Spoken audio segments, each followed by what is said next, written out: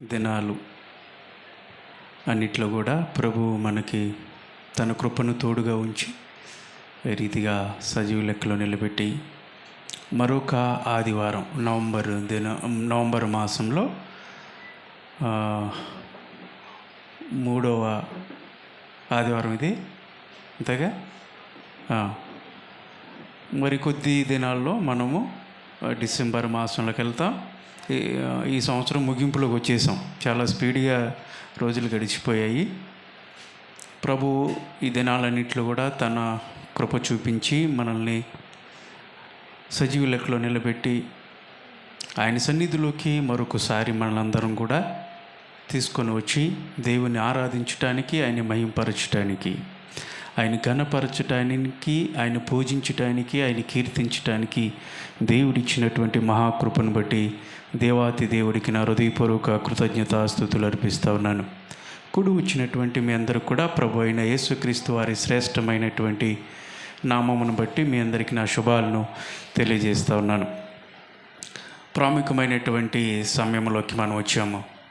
వాక్యాన్ని ధ్యానించేటువంటి సమయం. ఎప్పటిలాగానే చెప్తూ ఉంటాను, దేవుడు వాక్యమే ఉన్నాడు కాబట్టి వాక్యం చేత ఆయన మనతో మాట్లాడాలని ఇష్టపడతా ఉన్నాడు.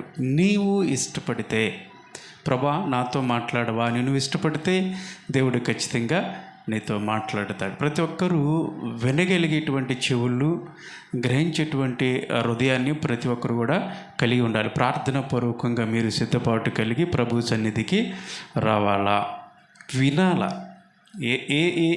ఏ వినాలా? దేవుని వాక్యాన్ని వినాలా. అంతేగాని మన చెవులన్నీ కూడా అటు ఇటు మళ్ళీ ఉంచకూడదు. రోడ్డు మీద ఏం జరుగుతుందా, పక్కన ఏం జరుగుతుందా అని మన చెవులన్నీ కూడా అటు ఉండకూడదు. కానీ దేవుని వాక్యాన్ని వినాలి. వినటం వలన ఏం కలిగిద్దని వాక్యం చెప్తా ఉంది చెప్పండి. వినటం వలన విశ్వాసం కలిగిద్ది. వినటం వలన ఎప్పుడైతే దేవుని వాక్యాన్ని నువ్వు వింటావో, విశ్వాసాన్ని పెంపొందించుకుంటావో, ఆ వాక్యాన్ని నీ జీవితంలోకి అన్వయించుకున్నప్పుడు ఆధ్యాత్మికమైనటువంటి మేలులు దేవుని నుంచి నువ్వు పొందగలుగుతావు. అది కాబట్టి వాక్యాన్ని వినాలి. ఆ వాక్యానుసారంగా మన జీవితాలని కట్టుకోవాలి. దేవుని నామానికి మహిమ కలుగునుగాక. హల్లెలూయా. వాక్యాన్ని ఈ ఆదివారం ఉదయకాల సమయంలో ప్రభు మనతో ఏం మాట్లాడదలుచుకున్నాడో జాగ్రత్తగా పరిశీలించినట్లయితే మత్తయి సువార్త 26వ అధ్యాయము 6 నుంచి 13 వరకు ఉన్నటువంటి ఆ సంఘటన మనం ధ్యానించుకుందాం. మత్తయి సువార్త. బైబిల్ అందరూ తెచ్చుకోవాలి. బైబిల్ లేనటువంటి వాళ్ళు వినండి వాక్యాన్ని చదువుతూ ఉన్నప్పుడు శ్రద్ధగా. మత్తయి సువార్త 26వ అధ్యాయము 6వ వచనం నుంచి. యేసు బేతనియాలో కుష్ఠిరోగి అయిన సీమోని ఇంట ఉన్నప్పుడు ఒక స్త్రీ మిక్కిలి విలువగల అత్తరు బుడ్డి తీసుకొని ఆయన యొద్దకు వచ్చి ఆయన భోజనమునకు కూర్చుండగా దానిని ఆయన తల మీద పోసెను. శిష్యులు చూచి కోపపడి, ఈ నష్టం ఎందుకు, దీనిని గొప్ప వెలకి అమ్మి పేదలకి ఇయ్యవచ్చునే అనిను. యేసు ఆ సంగతి తెలుసుకొని, ఈ స్త్రీ నా విషయమై ఒక మంచి కార్యం చేశాను, ఈమెను మీరు ఎలా తొందర పెట్టుచున్నారు?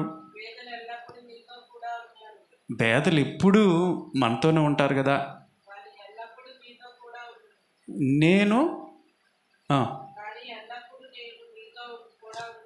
కానీ ఎల్లప్పుడూ నేను మీతో కూడా ఉండను. ఈమె ఈ అత్తరు నా శరీరం మీద పోసి నా భూస్థాపన నిమిత్తమై దీనిని చేశాను. దేవుని స్తోత్రం చెప్పండి గట్టిగా. ఇక్కడ ఒక సంఘటన చదువుకున్నాం కదా, అర్థమైందా? అర్థమయ్యేలాగిన మనం చిన్న ప్రార్థన చేసుకుందాం. కళ్ళు మూసుకోండి. పరిశుద్ధుడా, ప్రేమగల దేవా, నీ ఘనమైన పాదములకు వందనములు, స్తుతులు, స్తోత్రాలు ప్రభా. ఇదిగో నాయన, మరి ఈ దినమున మీరు ప్రేరేపించినటువంటి వాక్యాన్ని ఎదిగి విత్తుచుండగా ప్రభా నాతో ఉండండి, నన్ను బలపరచండి. నా స్వరమును ప్రభా నీ బోరగా వాడుకోండి. మీరే మాట్లాడమని, నన్ను నీ సిలువు చాటున భద్రపరచమని ప్రార్థిస్తూ ఉన్నాను తండ్రి. వినుచున్నటువంటి బిడ్డలకి ఏ రీతిగా ఏ మాటలైతే వాళ్ళని ఆదరిస్తాయో, ఏ మాటలైతే వాళ్ళ జీవితాలు నిలబెడతాయో ప్రభా, ఆ మాటలు మీరే మాట్లాడి ప్రతి ఒక్క హృదయాలని ఉజ్జీవింపచేయమని నీ ఆత్మ సంచారము మా వద్ద ఉంచి ప్రభా, ఆయా గొప్ప మేలులు పొందినట్లు కృపను అనుగ్రహించమని, నీ శక్తి, నీ బలము, నీ జ్ఞానమును నాకు అనుగ్రహించమని యేసు నామములో అడిగి వేడుకొనుచున్నాను తండ్రి. ఆమెన్. ఇప్పుడు మనం చదువుకున్నటువంటి ఈ వాక్యాంశంలో ఇక్కడ ఒక సంఘటన జరిగింది. ఆ సంఘటనే మనం ఇప్పుడు చదువుకున్నాం. అదేనా? అక్కడ ఒక గ్రామం ఉంది, బేతనియా అని గ్రామము. ఇప్పుడు లేఖనాల్లో మనం చదువుకున్నాం. ఈ బేతనియా అన్నటువంటి గ్రామం ఎక్కడుందంటే యెరూషలేములో ఒలీవల కొండ ఉంది కదా, ఆ ఒలీవల ఆ కొండ దిగువ ప్రాంతంలో ఈ బేతనియా అనేటువంటి గ్రామము ఉంది. ఇప్పటికి కూడా ఉంది. అది చాలామంది సందర్శకులు యెరూషలేము వెళ్ళి ఆ యెరూషలేములో ఏవైతే ఉన్నాయో వాటిని సందర్శిస్తూ ఉన్నప్పుడు బేతనియా గ్రామానికి కూడా వెళ్తూ ఉంటారు.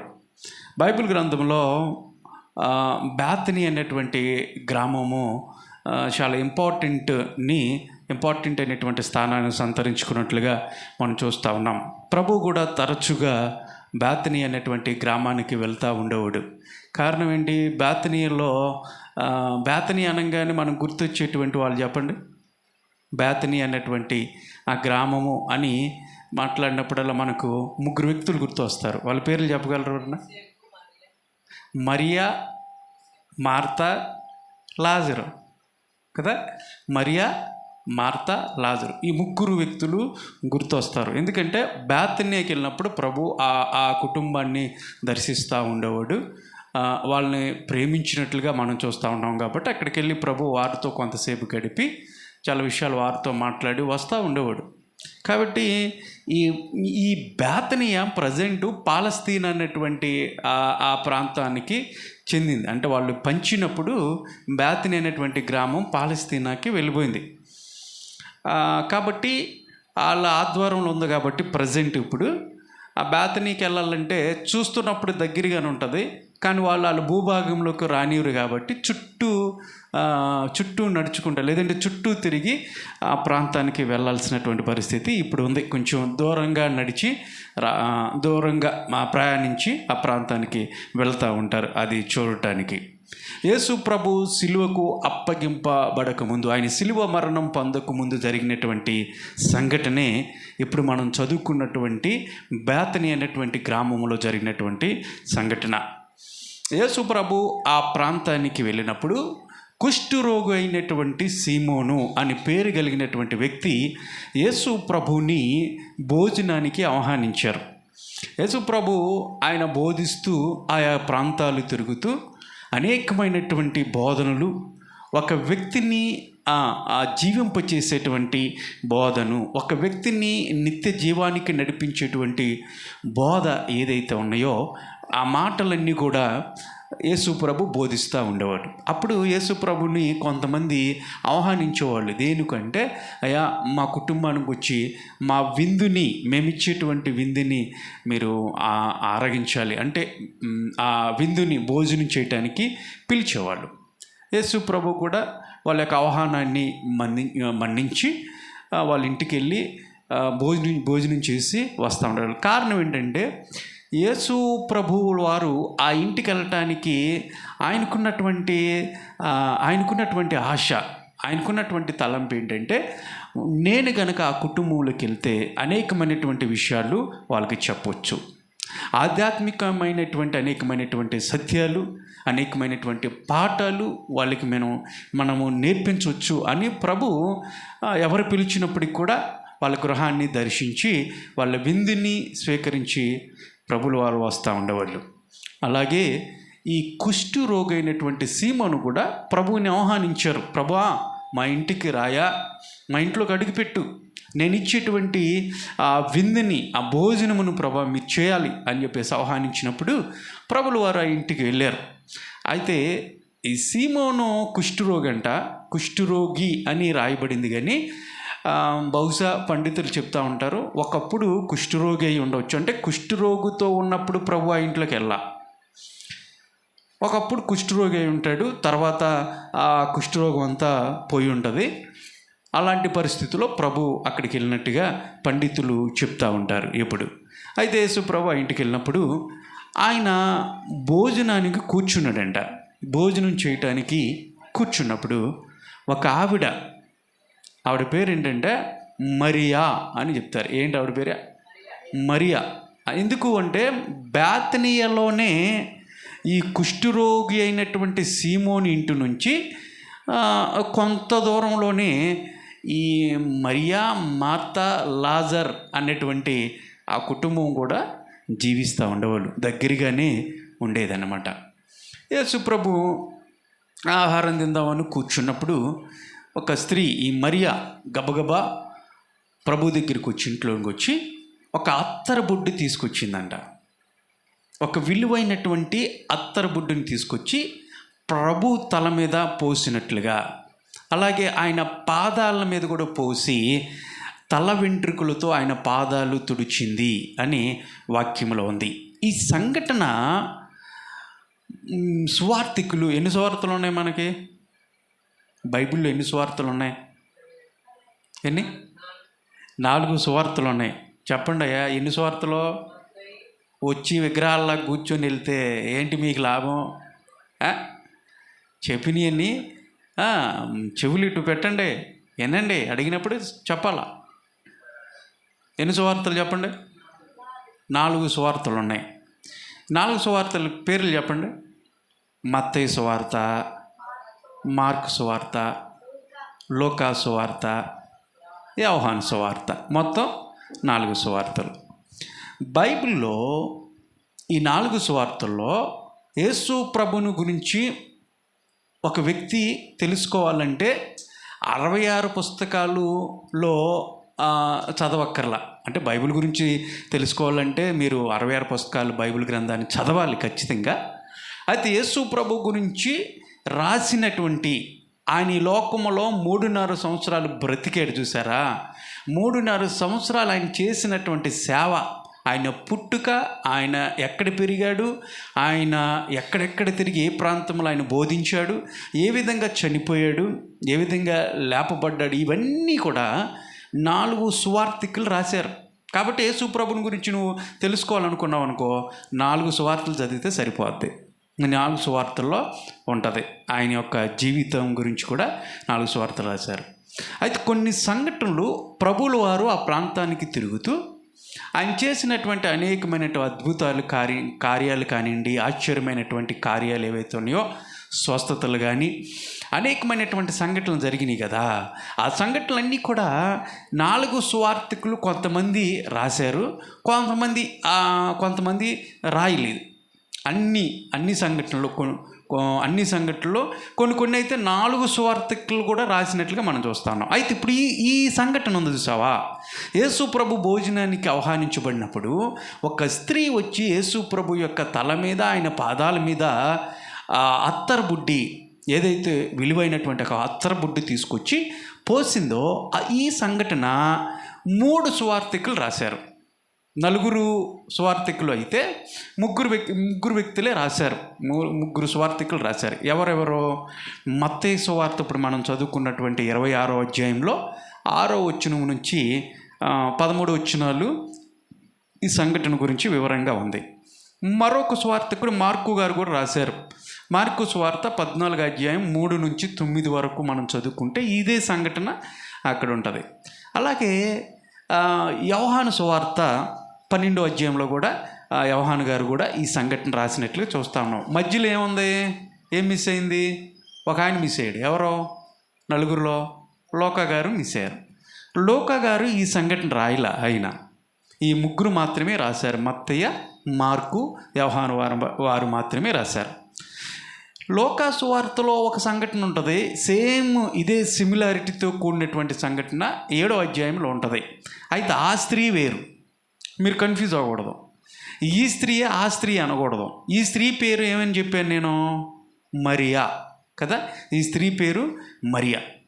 అయితే 7వ అధ్యాయంలో లూకా గారు రాసినటువంటి సంఘటన కొంతమంది తెలియక ఇదే అనుకుంటారు, కానీ అది వేరు. అది వేరే ప్రాంతం, అది వేరే ఆ సందర్భంలో జరిగినట్టుగా మనం చదివితే అర్థమవుతుంది క్లియర్గా. సేమ్ అది కూడా అలాగే ఉంటుంది ఇంచుమించుగా. అయితే ఆ స్త్రీ పండితులు చెప్తారు మగ్దలేని మరియా అని చెప్తారు, అని చెప్తారు. కానీ ఈ మరియా వేరు, ఆ మరియా వేరు. మీరు అది జాగ్రత్తగా మీరు చదివినట్లయితే మీకు అర్థమైంది. ముగ్గురు సువార్తకులు ఈ సంఘటన గురించి రాశారు. ఈ మరియా యేసు ప్రభు కూర్చున్నప్పుడు భోజనానికి ఒక విలువైనటువంటి అత్తరు తీసుకొచ్చి ఆయన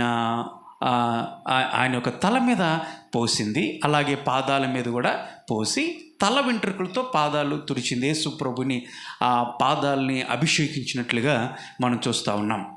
ఇది చేసిన తర్వాత అక్కడ ఉన్నటువంటి యేసు ప్రభు శిష్యులు సనుక్కున్నారు. ఎందుకు?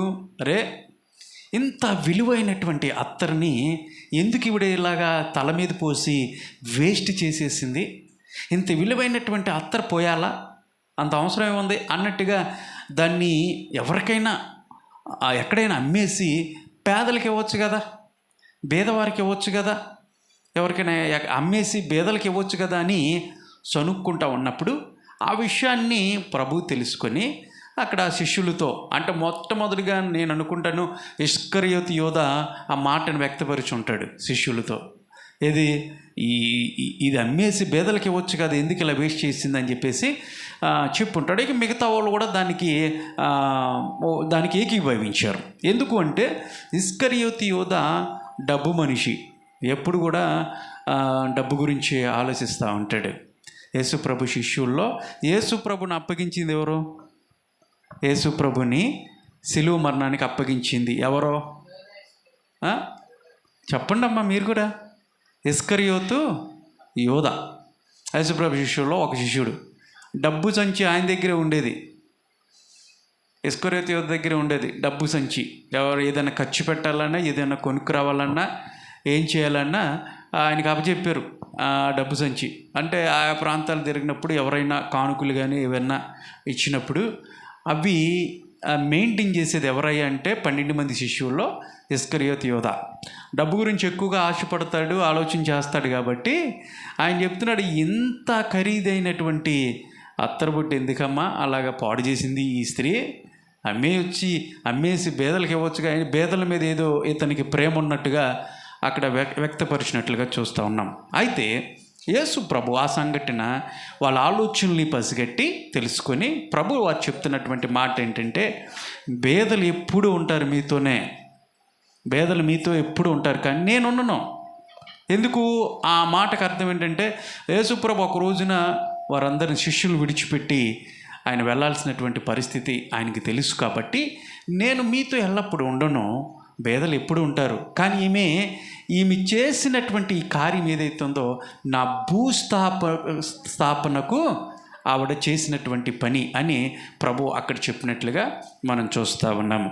జాగ్రత్తగా గమనించినట్లయితే పూర్వ దినాల్లో ఆ దినాల్లో ఏదైనా స్టోర్ చేయాలంటే, సేవింగ్ చేయాలంటే, అంటే ధనాన్ని సేవింగ్ చేయాలంటే ఇలాగా అత్తర రూపంలో సేవ్ చేసేవాళ్ళు. ఇప్పుడు మనం ఏదన్నా ధనాన్ని సేవ్ చేయాలనుకో ఎక్కడ సేవ్ చేస్తాం? బ్యాంకుల్లో మనం సేవింగ్ అకౌంట్స్ అని ఉంటాయి. బ్యాంకుల్లో పెట్టామనుకోండి, సేవింగ్ బ్యాంకులో పెడితే వాళ్ళు సంవత్సరానికి కొంత ఇంట్రెస్ట్ మనకు ఉన్న ధనానికి కొంత ఇంట్రెస్ట్ ఇస్తారు. అదే ఫిక్స్డ్ డిపాజిట్ అంటారు. ఫిక్స్డ్ డిపాజిట్లు వేసామనుకో కొంత ఇంట్రెస్ట్ సంవత్సరం కానీ 5 సంవత్సరాలు కానీ 10 సంవత్సరాలు కానీ మనం ఎన్ని సంవత్సరాలు వేస్తామో ఆ ధనానికి అన్ని సంవత్సరాలు వాళ్ళు ఇంట్రెస్ట్ మనకి పే చేసి ఇస్తారు. ఇంకెక్కడ ధనాన్ని మనం దాస్తాం? ఇంకా చెప్పగలరా ఎవరైనా? తర్వాత స్టాక్ మార్కెట్లో వాటిల్లో కొంతమంది ఆ ధనాన్ని ఇన్వెస్ట్ చేస్తూ ఉంటారు, ఇన్వెస్ట్మెంట్ పెడతా ఉంటారు. దానివల్ల కొంత ధనం వస్తుందని. ఆడవాళ్ళు అయితే ఎక్కువగా ధనాన్ని దేని మీద ఖర్చు పెడతారు? బంగారం, వెండి కదా, ఈ ఖరీదైంది వీటి మీద ఇన్వెస్ట్మెంట్ అనేది మనం చేస్తాం. ఎప్పుడైనా ప్రాణం మీదకి వచ్చింది అనుకో, దాన్ని తీసుకెళ్ళి బ్యాంకుల్లోనో లేదంటే ఎక్కడైనా సరే మనం తనఖా పెట్టేసి కొంత అమౌంట్ని తెచ్చుకుంటాం. లేదంటే అది పెరిగింది అనుకున్నప్పుడు అమ్మేసి డబ్బులు తెచ్చుకుంటాం. అంతేనా? ఇన్వెస్ట్మెంట్ అంటే సేవింగ్స్. మనం ధనాన్ని ఆ విధంగా మనం స్టోర్ చేసుకుంటాం. కానీ ఆ దినాల్లో అలా చేసేవాళ్ళు కాదు, ఆ అవకాశాలు లేవు. ఎందుకంటే అప్పుడు బ్యాంకులు కానీ ఇలాంటి ఇప్పుడు మనం చెప్పుకున్నవి ఏమీ లేవు. అప్పుడు ఆ ధనాన్ని ఏం చేసేవాళ్ళంటే ఇలా ఒక అత్తర్, సెంట్, ఈ అత్తర్ రూపంలో లిక్విడ్ రూపంలో దాచుకునేవాళ్ళు. అంటే అది ఖర్చు పెట్టేసేసి తెచ్చుకున్న ధనాన్ని లిక్విడ్ కొనేసి ఆ లిక్విడ్ కొన్ని బాటిల్స్లో వాళ్ళు స్టోర్ చేసుకునేవాళ్ళు. అలాగా ఈ స్త్రీ కూడా ఆ లిక్విడ్ రూపంలో దాచుకుంది. ఎంత దాచింది? ప్రభు దగ్గరికి ఎంత తెచ్చింది అంటే దాచుకున్నది మొత్తం కూడా ప్రభు ఆ తల మీద, పాదాల మీద పోసేసిందంట.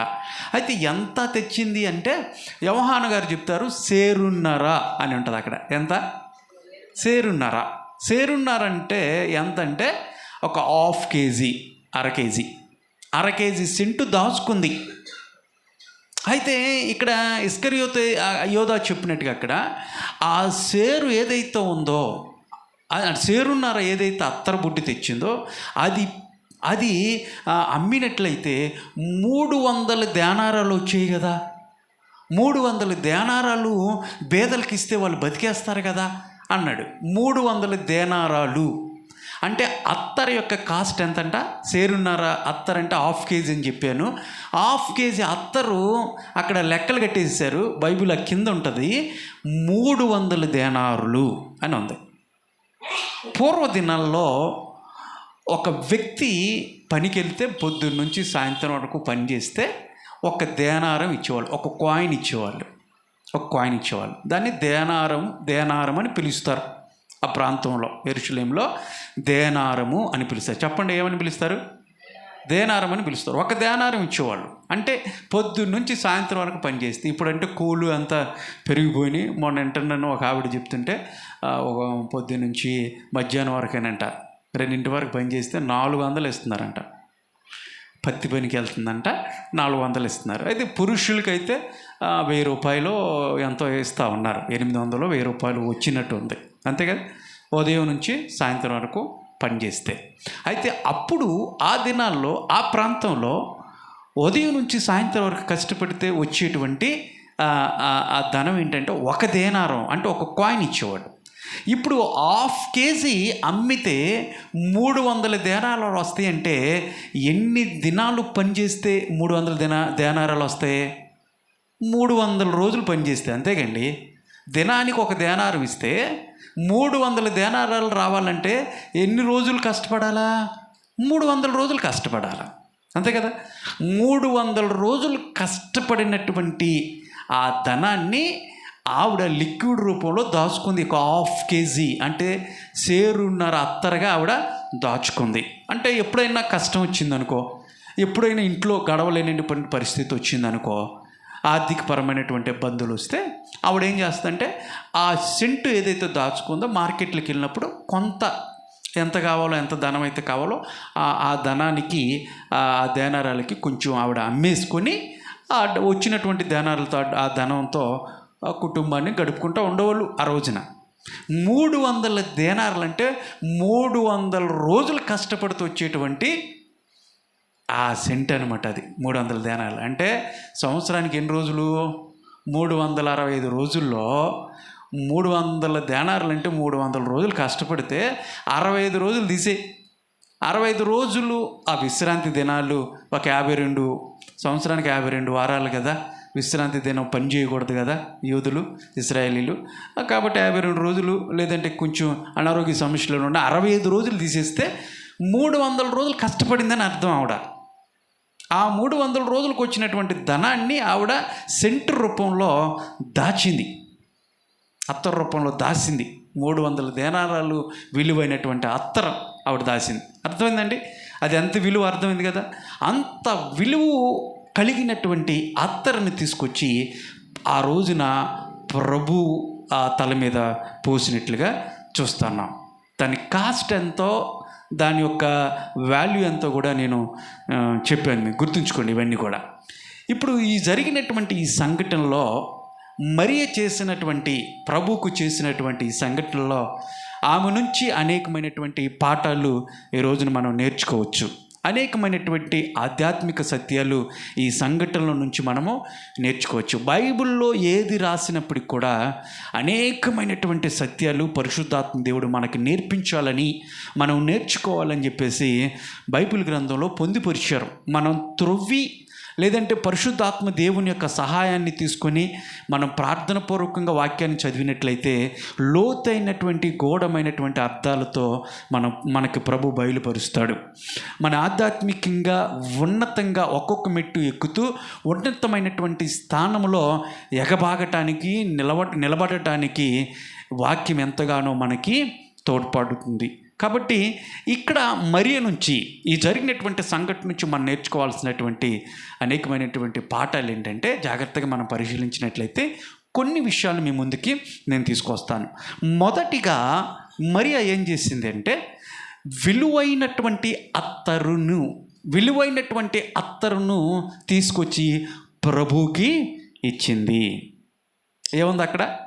విలువైనటువంటి విలువైనట్టు అని ఉందా? విలువ లేనిది తీసుకొచ్చి ప్రభువుకి ఇచ్చిందా?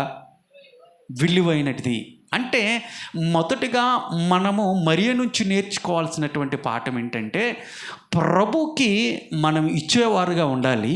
అది ఏ విధంగా ఉండాలి మనం ఇచ్చేది అంటే, విలువైనటువంటి వాటిని ప్రభువుకి ఇవ్వాలి. దేవుని స్తోత్రం చెప్పండి. హల్లెలూయా. శ్రేష్టమైనటువంటి వాటిని, విలువైనటువంటి వాటిని ప్రభువుకి ఇవ్వాలా. మరియని కనుక అడిగితే, ఇంత ఖరీదైనటువంటి అత్తర్ని ఎందుకమ్మా ఇంత వేస్ట్ చేసావు అంటే, మరీ చెప్పేటువంటి సమాధానం ఏంటి తెలుసా?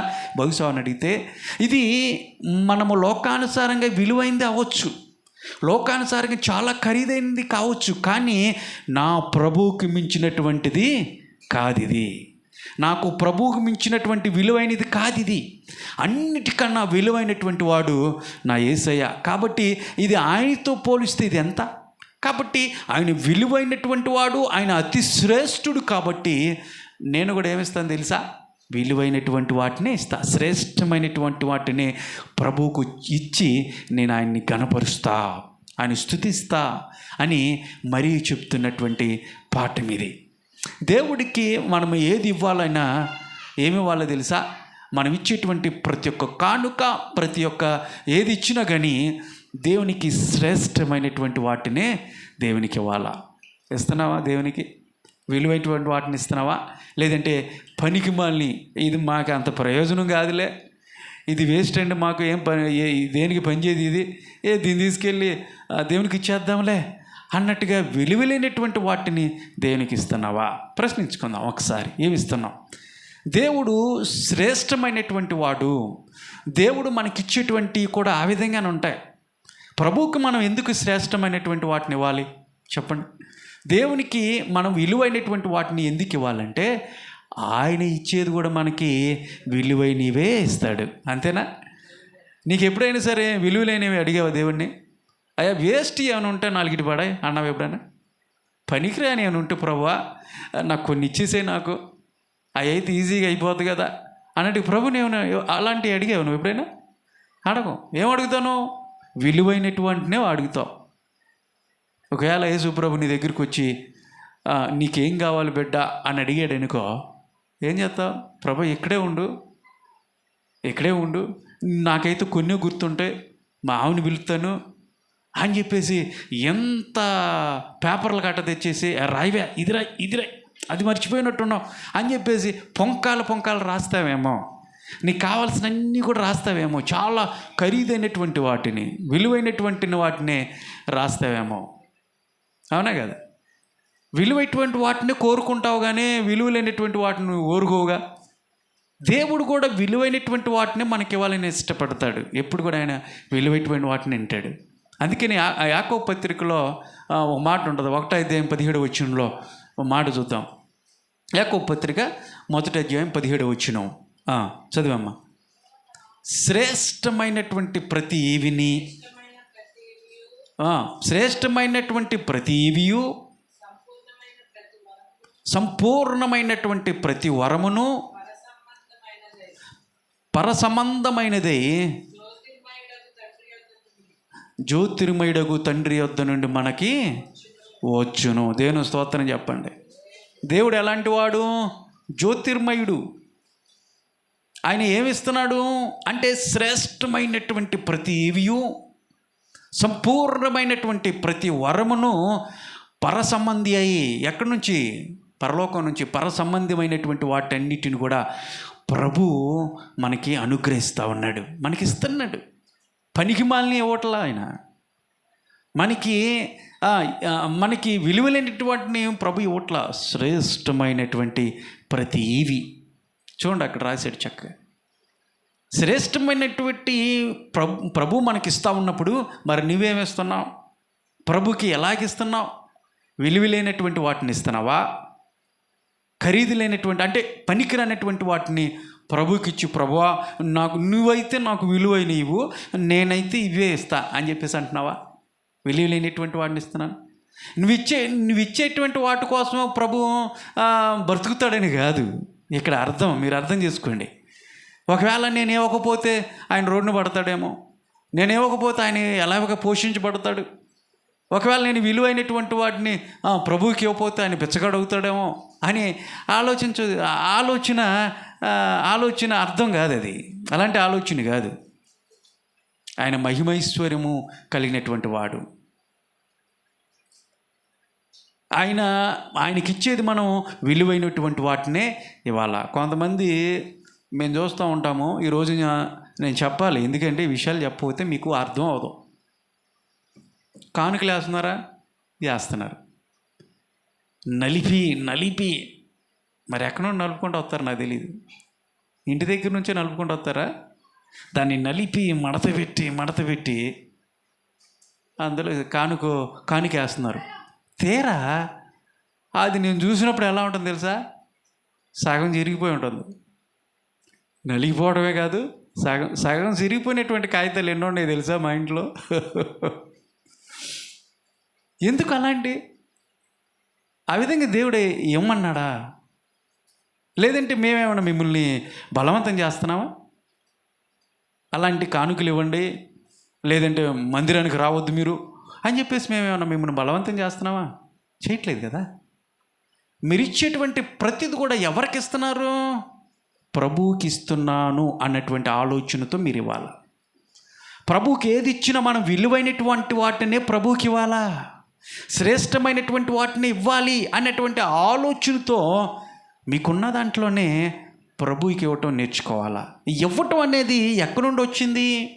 విలువైనటువంటి వాటిని ఇవ్వటం అనేది ఎక్కడి నుండి వచ్చిందంటే ప్రభువు నుంచే మనం నేర్చుకున్నాం. ప్రతి ఒక్క క్రైస్తవురాలు ఎవరైతే ఉన్నారో, క్రైస్తవులుగా పిలువబడుతున్నటువంటి వాళ్ళందరూ కూడా ఇవ్వటం నేర్చుకోవాలా. దేవుని స్తోత్రం చెప్పండి.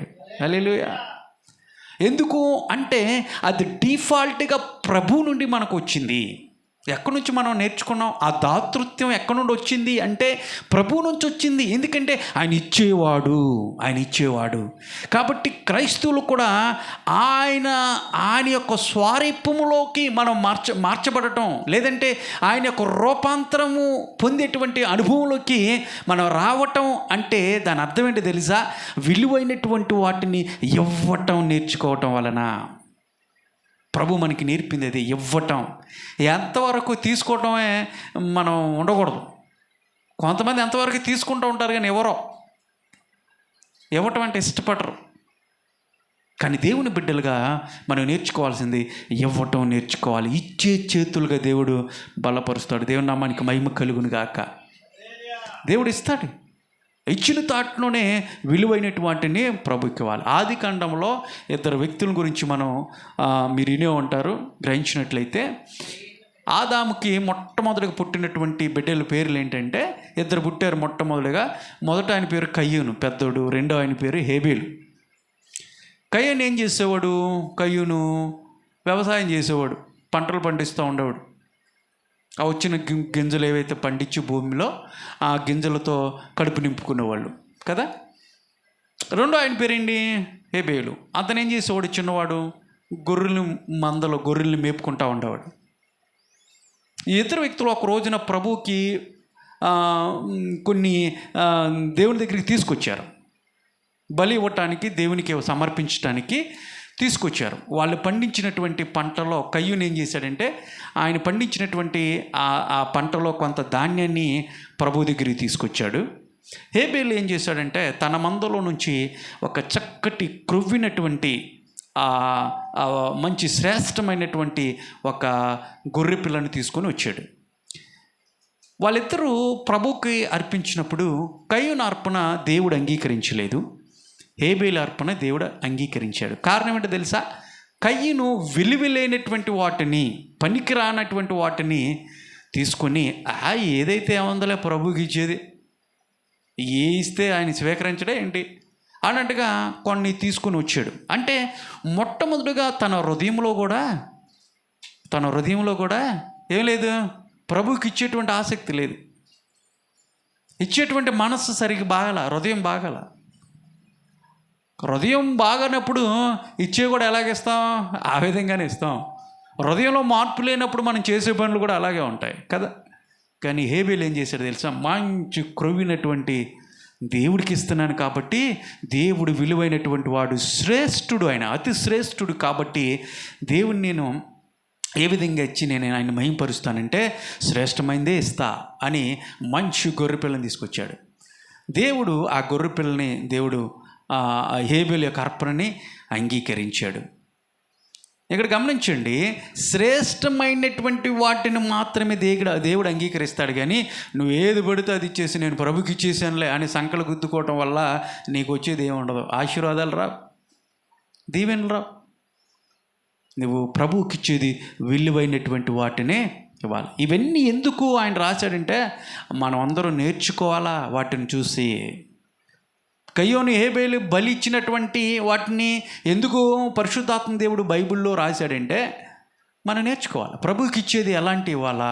ఓహో, ఇలాంటి పనికిరాని ఇస్తేనంటే దేవుడు అంగీకరించలేదు కదా కయ్యూను అర్పణని.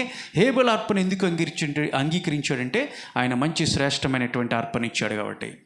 సమర్పణ, హృదయపూర్వకంగా సంతోషంతో ప్రభువుకి మనం ఇవ్వాలి, విలువైనటువంటి వాటిని ఇవ్వాలి.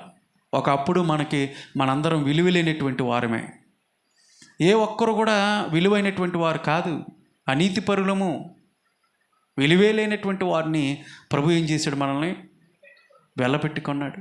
ఆయన రక్తం ఇచ్చి మనందరినీ కొని ఒక విలువ అనేది మనకి ఇచ్చాడు.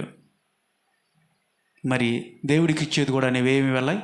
విలువ కలిగినటువంటి వాటిని ఇవ్వాలి. మరి ఎక్కడైనా చెప్తున్నటువంటి మాట ఏంటంటే, నాకన్నిటికన్నా ఒకవేళ అత్తరు చాలా ఇంపార్టెంట్ కావచ్చు, చాలా ఖరీదైనది కావచ్చు, 300 దేనారాలు వస్తాయి అమ్మితే, కానీ నా ప్రభువుకి మించినటువంటి విలువ లేదు. నా ప్రభువుకి ఏమిచ్చి నేను విలువ కట్టగలను?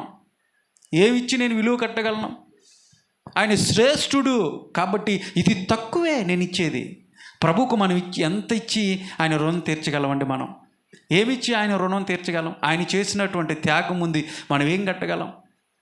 కాబట్టి మనకున్న దాంట్లోనే ప్రభువుకి విలువైనటువంటి వాటిని ఇవ్వటం నేర్చుకోవాలా, విలువైనటువంటి వాటిని నేర్చుకోవాలా.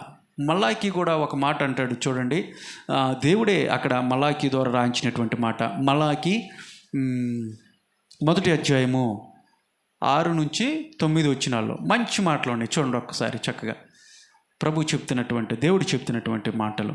మలాకి, ప్రవక్త అయినటువంటి మలాకి 1వ అధ్యాయము 7 నుంచి చదవమ్మా. 7 నుంచి చదువు చాలు, 7 నుంచి 9 వరకు. నా బలిపీఠం మీద అపవిత్రమైనటువంటి భోజనమును మీరు అర్పించుచు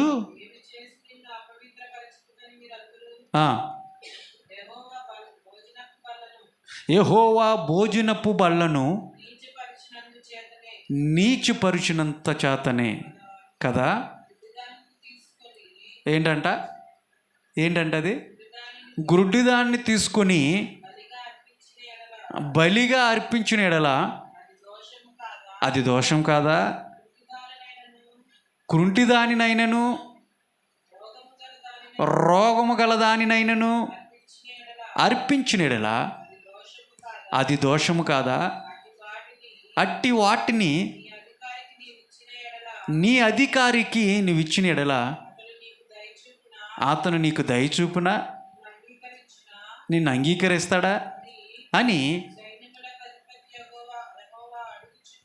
ఎవరు అడుగుతున్నారంటే ఈ మాటలన్నీ?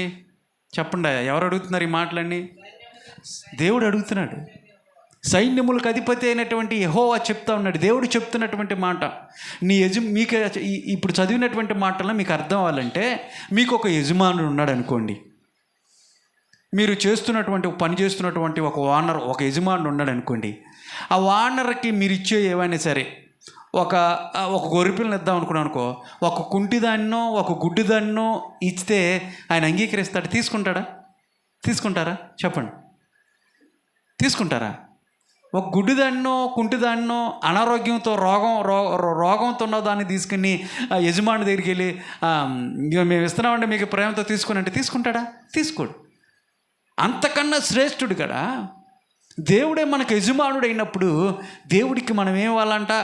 ఇలాంటి కుంటివాటిని గుడ్డివాటిని రోగం గల వాటిని తీసుకొని ఇచ్చి విలువలేనటువంటి వాటిని తీసుకొని వెళ్ళి ఇస్తే నేను తీసుకుంటాను అంటున్నాడు ఆయన. మామూలుగా మనుషుల్లోనే మీ యజమానిని తీసుకోడు కదా. మీరు వాటిని నాకు ఇస్తే నేను వాటిని తీసుకుంటానా? అవి దోషం అంటున్నాడు ఆయన. దోషం అంటున్నాడు. ఎలా ఇస్తారు నాకు అంటున్నాడు దేవుడు. ఒకవేళ నేను చెప్తున్నటువంటి మాటలు అనుకుంటున్నారేమో, మీరు నేర్చుకోవాలా ఈ రోజు నుంచి. పనికిరానటువంటి వాటిని దేవుడికి ఇచ్చేసాను అనుకోకూడదు. విలువైనటువంటి వాటినే తీసుకోవాలి. విలువైనటువంటి వాటిని మనుషులు తీసుకోమంటే తీసుకుంటారా? తీసుకోరో. మరి దేవుడు మనం సృష్టించినటువంటి సృష్టికర్త, ఆయనకి విలువైనటువంటి వాటినే ఇవ్వాలా. దేవునికి విలువైనటువంటి వాటినే ఇవ్వాలా. రెండవదిగా చూసుకున్నట్లయితే దేవునికి ఇచ్చే ఏంటి తెలుసా?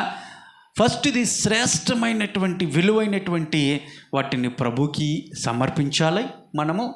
రెండోది విలువైనటువంటి సమయాన్ని దేవునికి ఇవ్వాలా.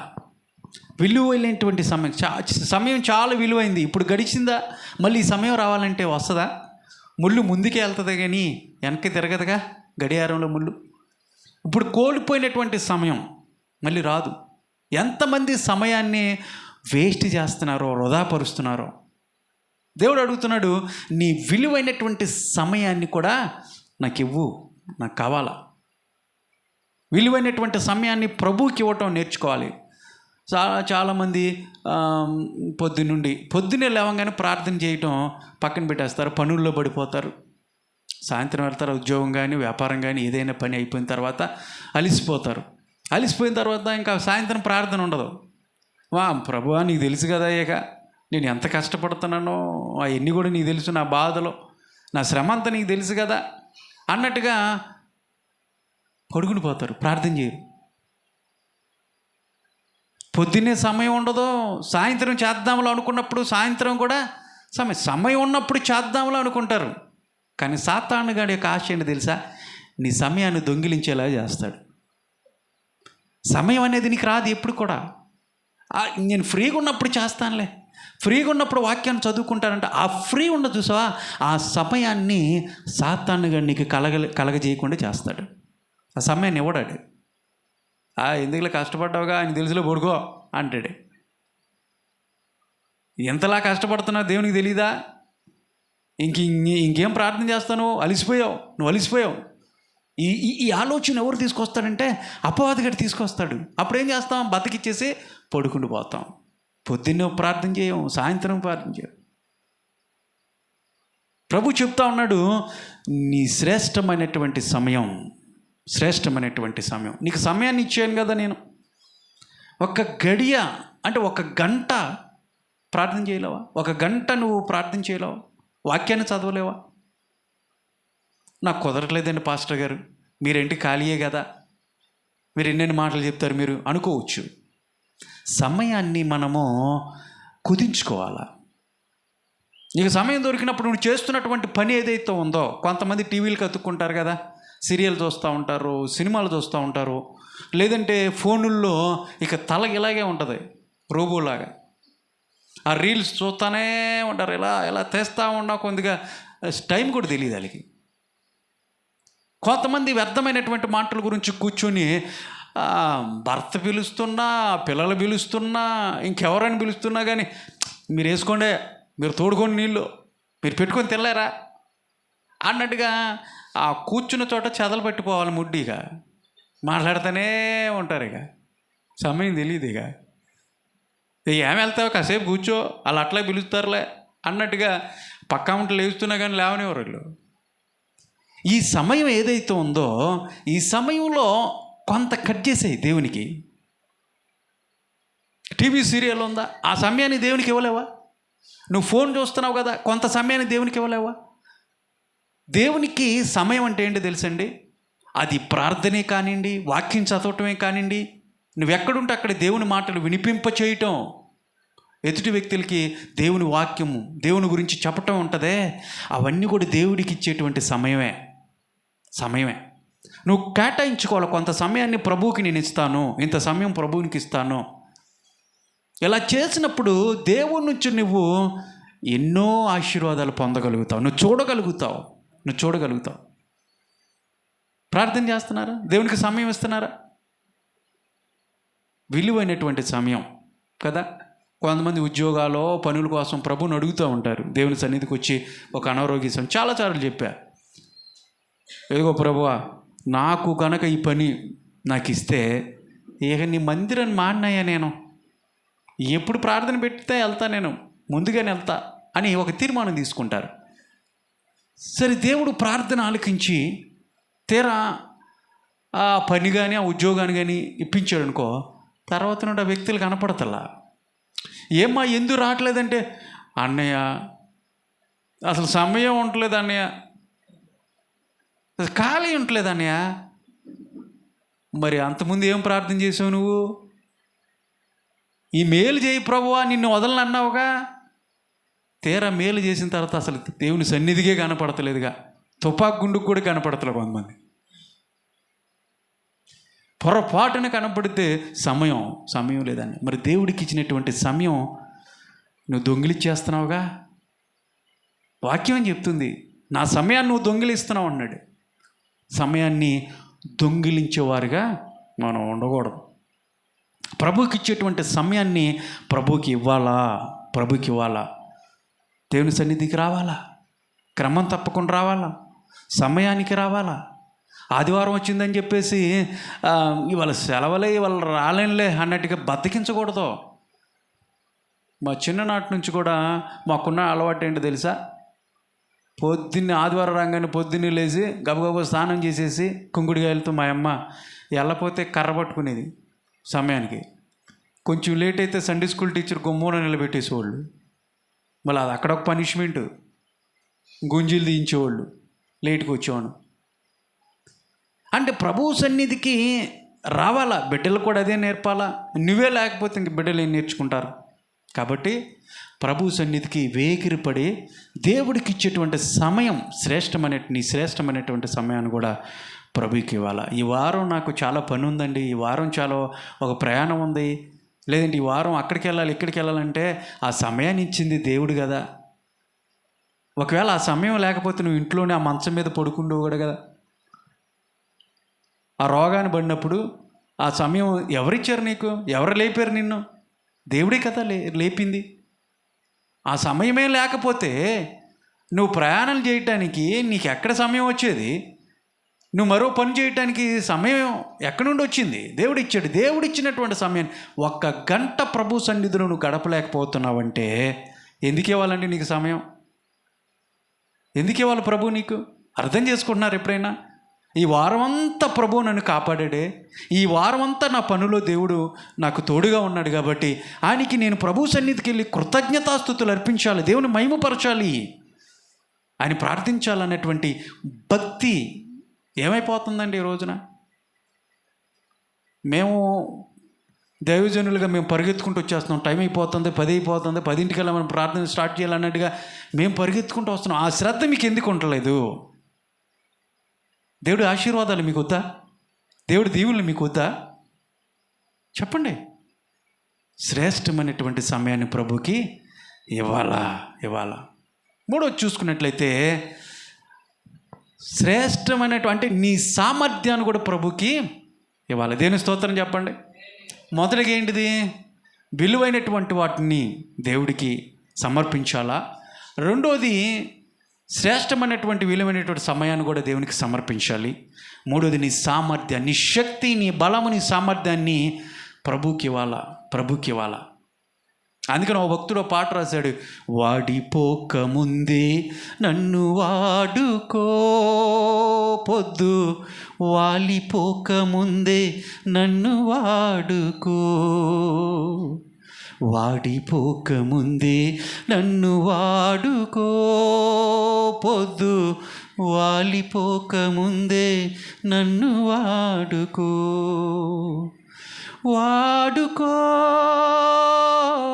యేసయ్యా, నీ కొరకే నేను జీవిస్తా, వాడిపోకముందే. అంటే వాడిపోకముందే, ఏం వాడిపోకముందే? నా శక్తి వాడిపోకముందే, నా బలం వాడిపోకముందే, నా సామర్థ్యం వాడిపోకముందే, ఈ లోకంలో నుంచి నేను రాకముందే, నా జీవితం ముగింపబడకముందే, నా జీవితం తెల్లారిపోయక ముందే ప్రభువా నన్ను వాడుకో, నీ కొరకు నేను బ్రతుకుతా. నీ యవ్వన బలాన్ని, నీ యవ్వన సామర్థ్యాన్ని ప్రభుకి ఇవ్వాలా. కొంతమంది అంతా అయిపోయిన తర్వాత దేవుని సన్నిధికి వచ్చి ప్రభువా నన్ను వాడుకో అంటారు. ఒక మామిడి పండుని తీసుకుంటే, మంచి మామిడి పండు నిగనిగలాడుతుంది, పండిపోయి ఎవరికైనా చేతులు పెడితే ఎలా తింటారు దాన్ని? మొత్తం టెంక్ మొత్తం తెల్లగా ఎవరికి చీకేస్తానే ఉంటారు. టెంక్ బయట పెట్టిన తర్వాత టెంక్ని ఏం చేస్తారు? పారేస్తారు కదా. కొంతమంది వ్యక్తుల జీవితాలు ఎలా ఉంటాయి తెలుసా? అలా పనికిరానటువంటి పారేసినటువంటి టెంక్లా తయారైన తర్వాత ఉన్నటువంటి యవ్వన బలం, శక్తి, సామర్థ్యం లోకానుసారంగా అంత ఖర్చు పెట్టేసి ఆ టెంకి ఏ విధంగా ఉందో ఆ టెంకిలాగా తయారైనాక ప్రభు సన్నిధిలోకి వచ్చి ప్రభువా నన్ను వాడుకంటే ఏం వాడుకుంటాడు ప్రభు? ఏముందా నీళ్ళు? ఇంకా ఏముందమ్మా ఇంక నీలో? ఖర్చు పెట్టాల్సినంత ఖర్చు పెట్టేసి ఇప్పుడు వచ్చి నన్ను వాడుకుంటే నువ్వు దేనికి ఉపయోగపడతావు ఇప్పుడు? కొంతమంది అందుకని చర్చిలు ఎక్కువ వృద్ధులు ఉంటారు. అంటే మన చర్చిలో ఉన్నటువంటి వారిని గురించి చాలా పెద్దలు ఉన్నారు, ఆశీర్వాదం గారు, యాకోబు గారు, వీళ్ళందరూ కూడా యవ్వన కాలంలో వాళ్ళు చెప్తూ ఉంటారు సాక్ష్యాలు. దేవుని కొరకు చాలా వాళ్ళ సామర్థ్యాన్ని ఖర్చు పెట్టారు. వాళ్ళు చెప్తూ ఉంటారు కదిపితే సాక్ష్యాలు. అవును, నీ యవ్వన బలాన్ని ప్రభుకు సమర్పించాలా, యవ్వన శక్తిని ప్రభుకు సమర్పించాలి. ప్రభు నీకు ఇచ్చినటువంటి తలంతులు ఏవైతే ఉన్నాయో, ఈరోజు నేను ఎర్లీకి వెళ్ళాలి, 4-5 పాటలు పాడాల్సిందే, దేవుని మహింపరచాలి నేను మనస్ఫూర్తిగా. నాకేం ఇబ్బంది ఉన్నా, అది అనారోగ్య సమస్య ఉన్నా, ఏదన్నా ఉన్నాయి, నేను ప్రభు సన్నిధిలో కొంటా. నేను వాడబడాలి ప్రభు కోసం, నేను ఏదో ఒకటి చేయాలి ప్రభు కోసం. ఆయన నా కోసం చేసినటువంటి త్యాగం నిమిత్తమై ఏమిచ్చి రుణం తీర్చగలను?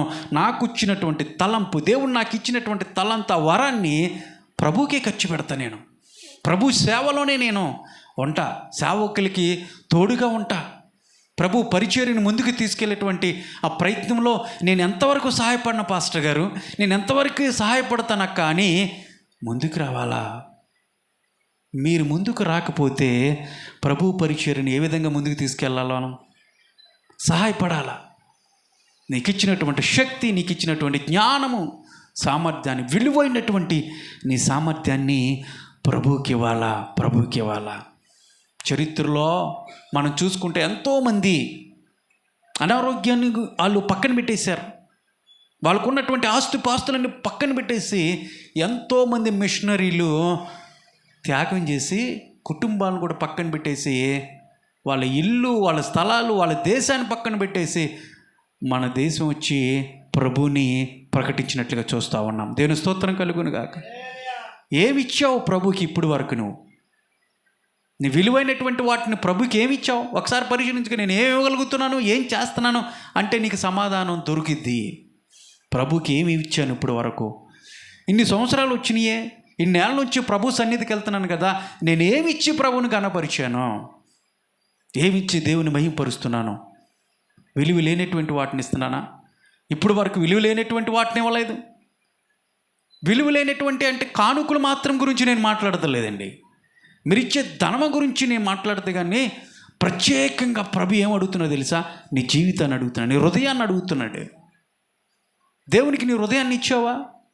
విలువైనదంటూ ఏది ఉందంటే అన్నిటికన్నా ప్రాముఖ్యమైనది నీ హృదయమే. ప్రభు అదే అడుగుతున్నాడు కదా. నీ హృదయాన్ని ఇచ్చావా? నీ జీవితాన్ని ప్రభువుకి అప్పచెప్పావా? ఇంకా ఆలోచన చేస్తున్నావా? చాలా మంది ఆలోచన చేస్తూ ఉంటారు. మా ప్రాంతంలో బాగా తిరుగుతూ ఉంటారు రోడ్ల మీద. ఒక యవ్వనస్తుడు ఎవరి మాట వింటలా. ఎవరో అరే కాసేపు దేవుని సన్నిధిలో కూర్చోవచ్చు కంటే అక్కడ మీటింగ్లు జరుగుతుంటే వెళ్ళి కూర్చున్నాడంట. ప్రార్థన అంతా అయిపోయింది. చివరిలో ఏమి ఎత్తుతారు?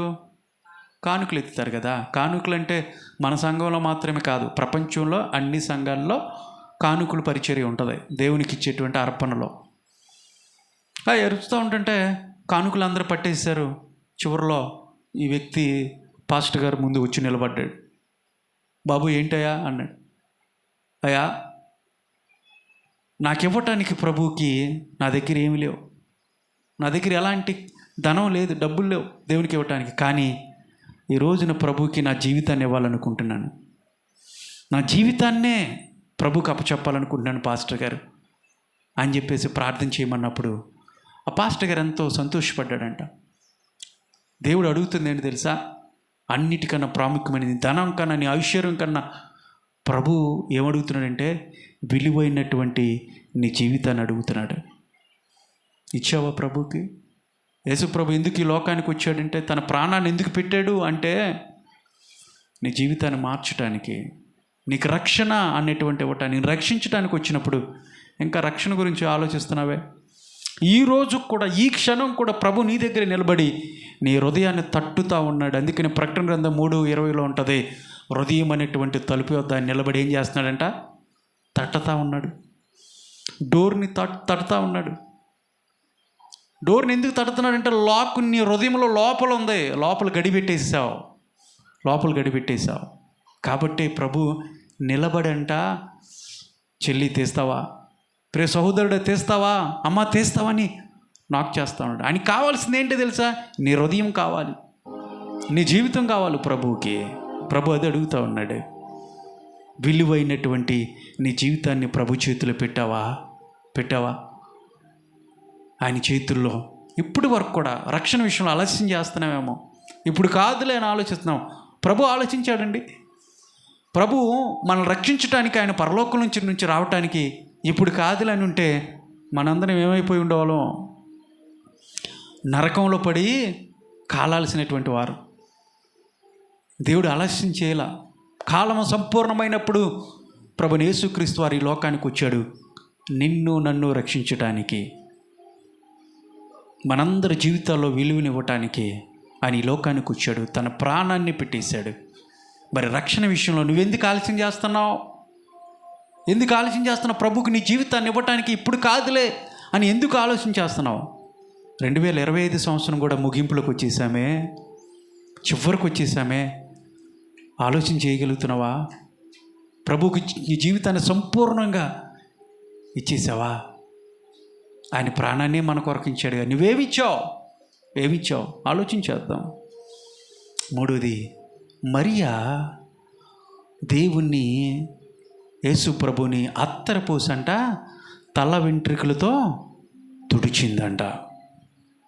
స్త్రీలకి ఎక్కువగా బాగా ఇష్టమైంది ఏంటి తెలుసా? తల వెంట్రుకలు కదా. తల వెంట్రుకలు ఒకటి రాలితే చాలు, అలా దూగుతూ ఉన్నప్పుడు తల వెంట్రుక రాలిని అనుకో, ఎంత ఇబ్బందో వాళ్ళకి, ఎంత బాధ అనిపించిద్దో. అయ్యో తల ఊడిపోతుంది కదా అని కదా. తలను ఎక్కువగా ప్రేమిస్తారు. పురుషులు అంటే వెంట్రుక లేకపోయినా పెద్ద ఇబ్బంది ఏం లేదు. ఈ రోజున 30-35 సంవత్సరాలు ఎర్లీగానే తల ఊడిపోతుంది, రాలిపోతుంది, హెయిర్ ఫాల్ అనేది వచ్చేసింది. బట్టనెత్తి వచ్చినా పర్వాలా పురుషుల్లో. కానీ స్త్రీలకి తల వెంట్రుకలు అంటే చాలా ప్రాణం. తల వెంట్రుకలు ఊడిపోతున్నాయి అంటే చాలా బాధపడుతూ ఉంటారు కదా.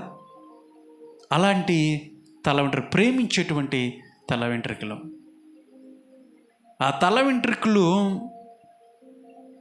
స్త్రీలు ఎక్కువగా ప్రేమిస్తూ ఉంటారు. ఆ తల వెంట్రుకలతో మరి ఏం చేసిందంట, ప్రభు పాదాలని తుడిచి అభిషేకించిందంట. అంటే దాని అర్థం ఏంటి తెలుసా?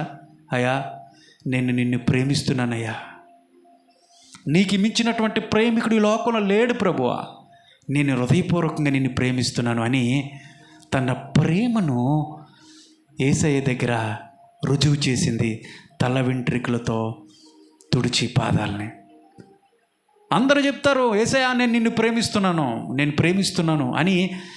యేసుప్రభుని ప్రేమిస్తున్నావమ్మా అంటే ప్రేమిస్తున్నాను అంటారు. కానీ చేతల్లోకి వచ్చేప్పటికే, క్రియల్లోకి వచ్చేప్పటికే దేవుణ్ణి ప్రేమించలేనటువంటి వారు ఉంటున్నారు ఈ రోజున. చెప్పటం ఈజీయే, అందరూ చెప్తారు నోటితో, దేవుణ్ణి నేను ప్రేమిస్తున్నానండి అని అందరు ఈజీగా చెప్తారు. కానీ చేతల్లో ఏది, పనుల్లో ఏది, ప్రభువుకు నువ్వు చేసేటువంటి పని తీరా అక్కడికి వచ్చేప్పటికి తప్పించుకుంటున్నావు కదా. అదే నిజమైనటువంటి ప్రేమ. ప్రభు అదే నీ నుంచి నా నుంచి ఆస్తున్నటువంటి ప్రేమ. ఎంత ప్రేమను ఆయన కనపరిచాడు నీ గురించి, నా గురించి. వాక్యం చెప్తుంది, దేవుడు లోకమును ఎంతో ప్రేమించాడు. ఆయన ప్రేమించి చేతులు కట్టుకొని నిలబడలా. ఆశీర్వాదం గారు, నువ్వంటే నాకు ఎంతో ఇష్టమయ్యా, నేను నిన్ను ప్రేమిస్తున్నాను. జ్యోతి యవనస్తురాలా, నేను నిన్ను ఎంతగా ప్రేమిస్తున్నానని, దేవుడు నిన్ను ప్రేమిస్తున్నానని చెప్పేసి, అందరం ప్రేమిస్తున్నానని చెప్పేసి చేతులు ముడుచుకొని చేతులు కట్టుకొని నిలబడలా. ప్రభు ఏం చేశాడు తెలుసా? పాపములు మొక్కుతున్నటువంటి మనల్ని, నిత్య నరకముకి వెళుతున్నటువంటి మానవుణ్ణి ప్రేమించినటువంటి దేవుడు తన ప్రియ కుమారుణ్ణి ఈ లోకానికి పంపించాడు. యేసు ప్రభు ఆయన ప్రేమిస్తున్నటువంటి ప్రియమైనటువంటి కుమారుణ్ణి ఈ లోకానికి ప్రేమిస్తున్నాను అని చెప్పాడు దేవుడు. తన ప్రేమను కూడా వ్యక్తపరిచినటువంటి దేవుడు. మరి నీ ప్రేమ, నువ్వు దేవుని ప్రేమిస్తున్నా అంటున్నావు, కానీ పనులేది, నీ క్రియలు ఏమైపోయినాయి? నీ క్రియలు దేవుణ్ణి ప్రేమించలేనట్టుగా ఉన్నాయి కదా. ఏమైపోయినాయి నీ ప్రియ? అబ్రహాం జీవితంలో మనం గమనించినట్లయితే ఒక్క కుమారుడండి, ఒక్క కుమారుని లేక ఇచ్చాడు. 100వ ఏట అబ్రహాంకి ఇస్సాకుని. చాలా ప్రేమించాడు అబ్రహాము, ఇస్సాకుని చాలా ఇష్టపడ్డాడు. ఇక దేవుని పక్కన పెట్టేశాడు, దేవుడు ఊసేయలేదు. కానీ ఇస్సాకు ఎంత లేచినా, పడుకున్నా, కూర్చున్నా ఆ కుమారునే చూసుకుంటున్నాడు, చూసి మురుసుకుంటున్నాడు ఇస్సాకుని. ఆ దేవుడు ఒక రోజున ఏం చేశాడు తెలుసా? అబ్రామా, ఏంటి ప్రభువా, నీ ఒక్కగానొక్క కుమారుని తీసుకుని వెళ్ళి నా బలి ఇచ్చేసేయి నాకు అన్నాడు. ప్రభా, ఏం మాట్లాడుతున్నావు? లేక పుట్టినటువంటి కుమారుడే, ఇంకేమన్నా కోరిక నేను ఇస్తాను, కానీ నా బిడ్డని నేను ఇవ్వను అని చెప్పేసి అన్నాడు అబ్రాహం. మనమైతే సాకులు చెప్తామేమో, మనమైతే ఎస్కేప్ అవుతామేమో, తప్పించుకుంటాను చూస్తామేమో. అమ్మో నా వల్ల కాదు ప్రభా, నేను ఇవ్వను ప్రభు, అది నాకు చాలా విలువైంది అది అంటామేమో. కానీ అబ్రాహాము మరొక మాట మాట్లాడలా. అలాగే ప్రభు అన్నాడు. 3 రోజులు ప్రయాణం చేశాడు, ఆ మోరియా పర్వతం మీద తీసుకెళ్ళాడు, కట్టెలు పేర్చాడు, కుమారుని పండబెట్టాడు, చేతులు కాళ్ళు కట్టేసి ఎత్తాడు కత్తి, ఆయన మీదకెత్తి ఇలా ఇసిరేంత వరకు కూడా ప్రభు ఆగో అబ్రామా, అప్పుడు అంటే సంపూర్ణమైనటువంటి విశ్వాసం, సంపూర్ణమైనటువంటి ప్రేమ. నన్ను ఎక్కువ ప్రేమిస్తున్నాడా, లేదంటే నేను ఇచ్చినటువంటి కుమారుని ప్రేమిస్తున్నాడా పరీక్షించాలనుకున్నాడు దేవుడు. అబ్రామా, నువ్వు గెలిచావు, నన్నే ఎక్కువగా ప్రేమిస్తున్నానని నువ్వు రుజువు చేసావు, నీ ప్రేమను వ్యక్తపరిచావు. దేవా, నా ప్రభువా, నువ్వంటే నాకు ఇష్టమయ్యా, నేను ప్రేమిస్తున్నాను అన్నావు.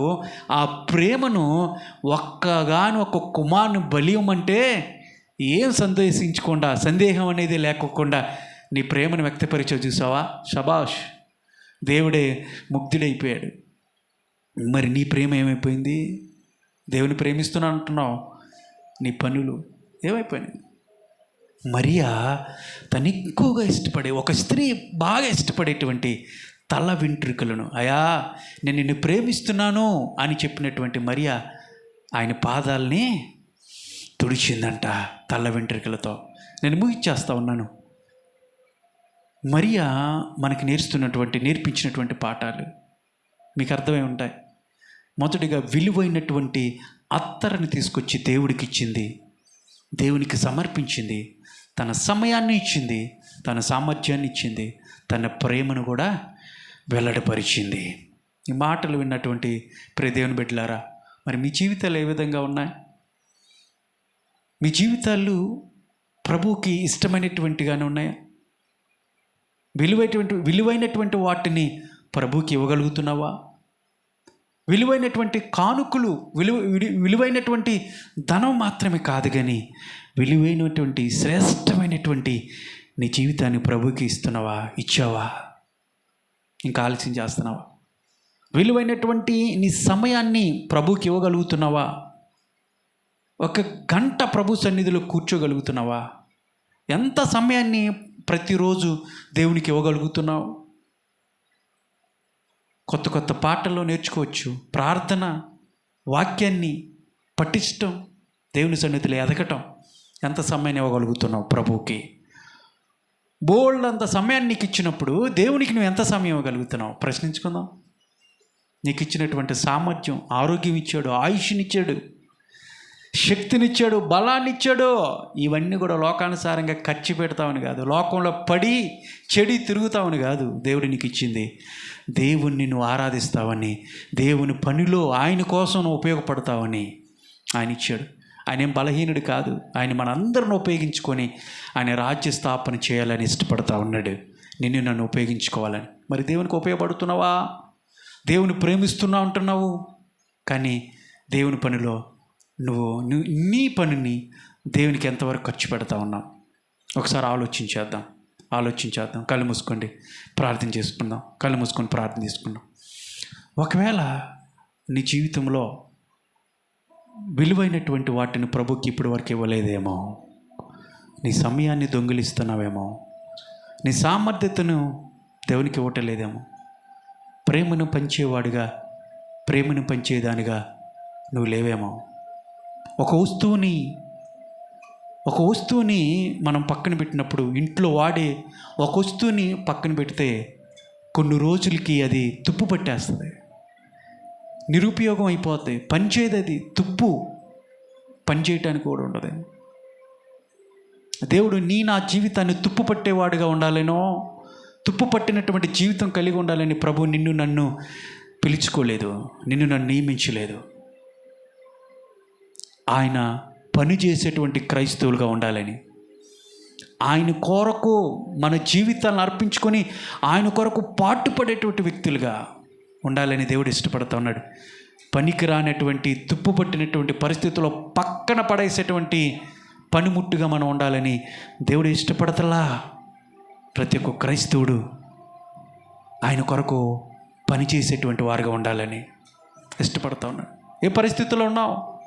దేవుని అడుగు, అయ్యా ఇదిగో నా శక్తిని, నా బలాన్ని, నా సామర్థ్యతను నీకు అర్పిస్తున్నాను తండ్రి. ఇక నుంచి నా సమయాన్ని నీకు ఇస్తాను. నా సమయాన్ని దొంగిలించకుండా ప్రభువా, నా సమయాన్ని కొరకు ఖర్చు పెడతానయ్యా. విలువైనటువంటి వాటిని ప్రభువా, నా జీవితంలో విలువైనటువంటి వాటిని నీకు అర్పిస్తాను ప్రభువా. కానుకలు మాత్రమే కాదు కానీ ప్రభువా, ఇదిగో విలువైనటువంటి నా జీవితాన్ని నీ చేతులు పెడుతున్నాను ప్రభువా. ఎందుకంటే పనికిరానటువంటి నా జీవితాన్ని నీ చేతులు పెడితే మీరు పనికొచ్చే జీవితంగా మార్చే దేవుడవు. విలువ లేనటువంటి నా జీవితాన్ని చేతులు పెడితే విలువైనటువంటి జీవితంగా మార్చే దేవుడు ప్రభువా. ఇదిగో నా జీవితాన్ని సంపూర్ణంగా నీ చేతిలో పెడుతున్నానని అనగలవా ప్రియ చెల్లి? అనగలవా ప్రియ తమ్ముడు? దేవుడు నీ కొరకే, నీవు చెప్పే సమాధానం కోసం ఎదురు చూస్తూ ఉన్నాడు. చేయి, ప్రార్థించి, నీ నోటిని తెరిచి ప్రార్థించాయి. పరిశుద్ధుడా, ప్రేమ గల దేవా, నీ ఘనమైన పాదములు కొందనాలయ్యా. విన్న వాక్యాన్ని ప్రతి ఒక్కరి జీవితంలో బలపరచండి ప్రభా. మరియా విలువైనటువంటి అత్తరును ప్రభా నీకు సమర్పించినట్లుగా మేము కూడా ప్రభా శ్రేష్టమైనటువంటి వాటిని, విలువైనటువంటి వాటిని నీకు ఇచ్చే బిడ్డలుగా మేము ఉండాలని సహాయం చేయమని ప్రార్థిస్తూ ఉన్నాను. మా సమయాన్ని, మా సామర్థ్యతను ప్రభువా నీ కొరకే ఖర్చు పెట్టేటువంటి బిడ్డలుగా ఉండటానికి ప్రతి ఒక్కరు కూడా మీరు తయారు చేయమని ప్రార్థిస్తూ ఉన్నాను. వారి జీవితాల్లో అనేకమైనటువంటి మేలులు చోటనే ఉంటున్నటువంటి జీవితం మాత్రమే కాదు కానీ ప్రభువా, వాళ్ళ జీవితాలు ఇప్పుడు ధన్యవంతమైనటువంటి జీవితాలుగా అవుతాయి అంటే నీ పనిలో వాడబడాలి. పొద్దు వాళ్ళకు ముందే, మేము వాడిపోకముందే నాయన, మా జీవితాలు తెల్లారక ముందే నీ కొరకు పనిచేసేటువంటి బిడ్డలుగా ఉండిలాగిన సహాయం చేయండి ప్రభా. కూడి వచ్చిన ప్రతి ఒక్క బిడ్డని దీవించండి, ఆశీర్వదించండి ప్రభా. వాళ్ళ జీవితాన్ని ఉన్నతంగా తీర్చిదిద్దండి. వాళ్ళ కుటుంబ జీవితాలని, వ్యక్తిగత జీవితాలని నాయన మార్చండి. నీ కొరకు బ్రతికే బిడ్డలుగా తయారు చేయండి. ఈ ప్రాంతంలో ప్రభా విశ్వాస వీరులని ప్రభా, ప్రార్థన పరులని ప్రభా మీరు లేవనెత్తమని ప్రార్థిస్తున్నాను. బిడ్డలను బలపరచండి ప్రభా. నీ కొరకు బ్రతికే బిడ్డలుగా తయారు చేయమని ప్రార్థిస్తున్నాను. వాళ్ళ ఇబ్బందులు, వాళ్ళ సమస్యలు, వాళ్ళ శ్రమలను ప్రభా యేసు నామములో విడుదల అనుగ్రహించమని ప్రార్థిస్తున్నాను. అనారోగ్య సమస్యల నుంచి, అప్పు బాధల నుంచి ప్రభా యేసు నామములో విడుదల విడుదల విడుదల దయచేసి గొప్ప ఆశీర్వాదకరంగా బిడ్డల జీవితాలను మార్చమని సమస్త ఘనత, మహిమ, ప్రభావములు నీకు ఆరోపిస్తూ నజరేయుడైన యేసుక్రీస్తు నామం పేరట అడిగి వేడుకొనుచున్నాను తండ్రి. ఆమేన్. ఆమేన్.